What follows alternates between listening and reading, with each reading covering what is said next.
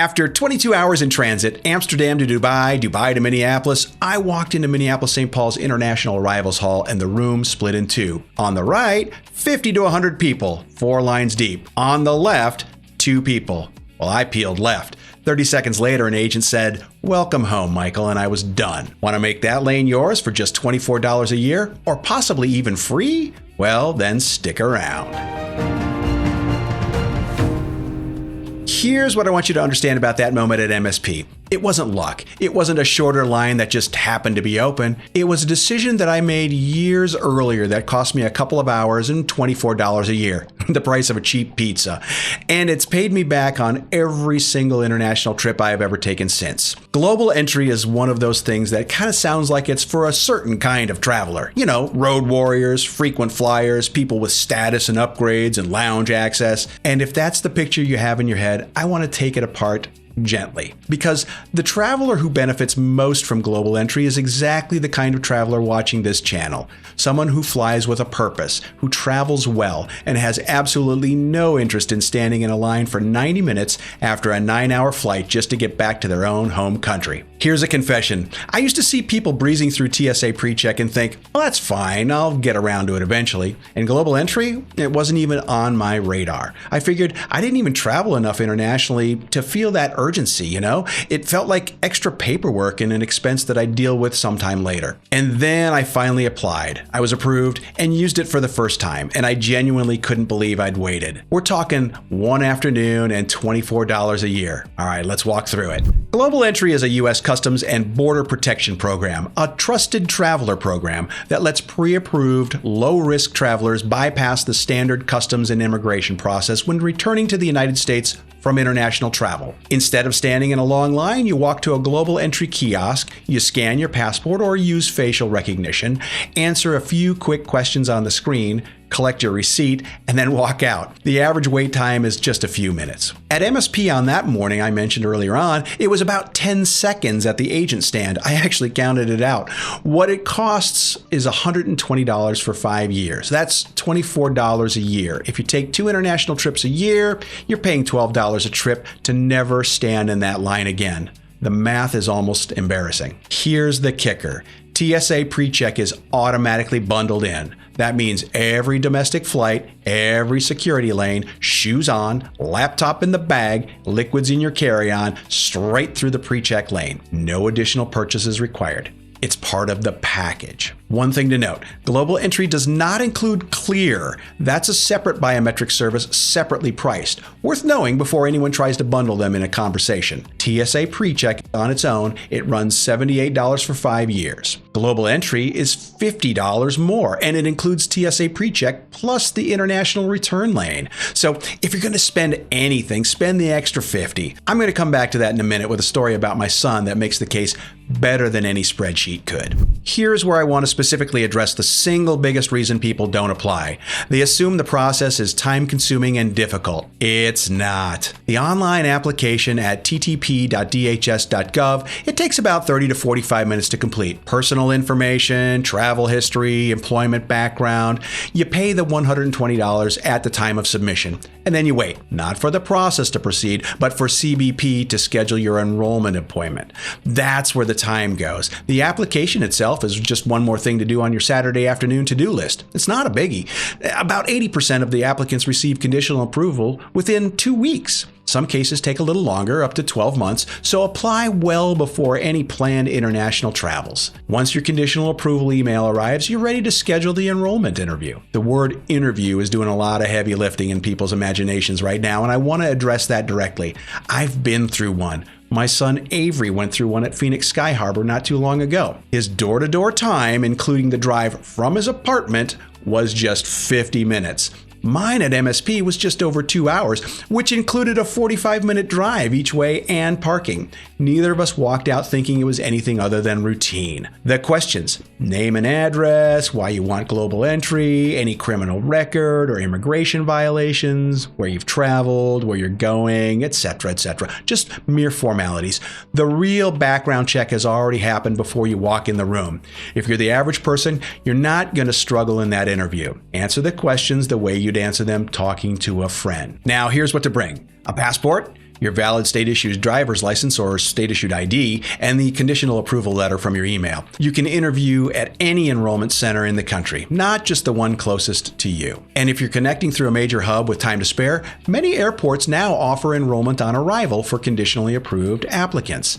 No pre-scheduled appointment, no waiting. You just walk up after clearing customs. 75 or more now U.S. airports participate in this program. Check to see if yours is on the list, or maybe one where you have a long layover. I want to tell you why I pushed my son Avery to get global entry, even though he had no upcoming international trips scheduled. Last summer, we had a father-son golf trip in Denver, and afterwards, we left out of Denver International.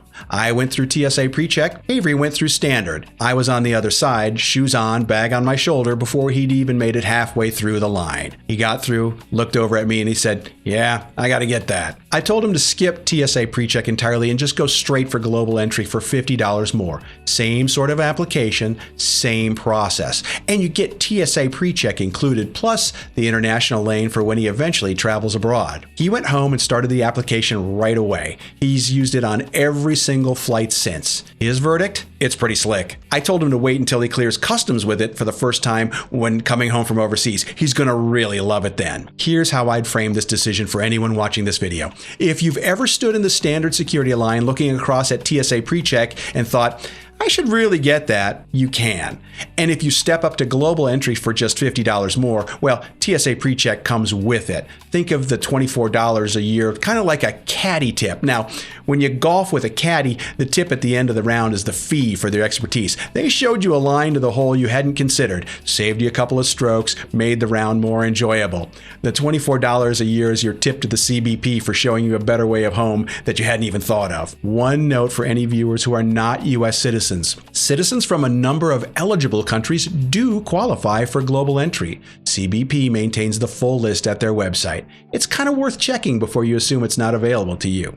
Before we get to the part about getting your money back, yeah, I said that, get your money back, I want to take just a few seconds for something. If you're finding this useful, the kind of thinking where someone else has done the work so you don't have to, hit like and consider subscribing. That's how Better Latitude reaches the people who need it most. All right. Let's keep going. Here's the part I promised you way back at the beginning, and I want to say this carefully because it genuinely surprises some people. Many premium travel credit cards reimburse the global entry application fee as an automatic statement credit, the full $120, credited back to your account after the charge posts.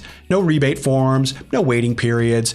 It's a card benefit. Some cards confirmed to offer this reimbursement include the American Express Platinum Card, the Chase Sapphire Reserve Card, the Capital One Venture X, and the Capital One Venture Rewards cards. Most cardholders think of their card as, "I have X card and so I earn Y points," and really stop there. The full benefit list often goes unread.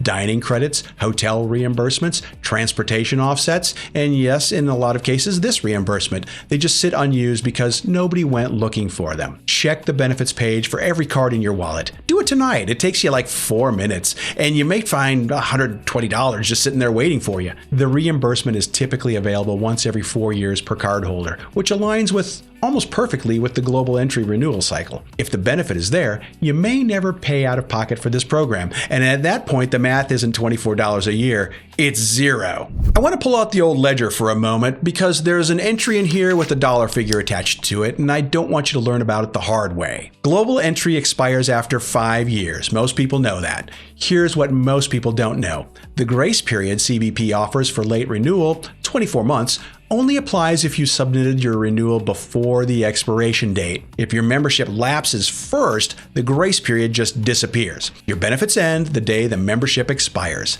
not at the end of the month, not after a warning, that day. And it gets worse. A lapsed membership is not reinstatable. You start completely over. A whole new application, a full $120, a full background check, the wait, the interview, all of it, while standing in a standard immigration line every time you fly international now for the next 9 months or however long it takes.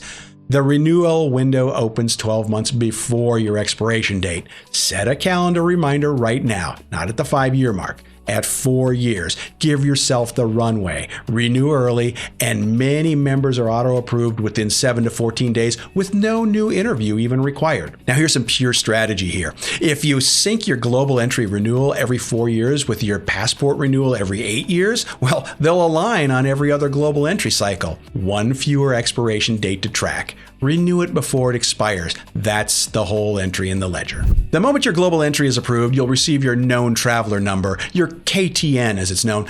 Here's what you do with it immediately. Add it to every loyalty program you belong to, every single one. That's how TSA PreCheck attaches to your boarding pass automatically on every ticket you purchase through those programs. You skip this step and book a flight before the KTN is in your profiles, and the PreCheck won't appear on your boarding pass. You'll stand in the standard line, domestic and international, because the system didn't know to attach the benefit. Set it once, it takes a few minutes. Don't do it and you'll be kicking yourself the next time you're standing in that standard line watching everyone else walk through. All right, you've got the express lane home now covered. Now let's talk about making the most of where you're going. If Venice is on your list or even just on your radar, I put together this episode right over here that's all about avoiding lines and crowds in one of the world's most visited cities. Get the most from a very popular destination. And that, my friends, is better Latitude. We'll see you over there.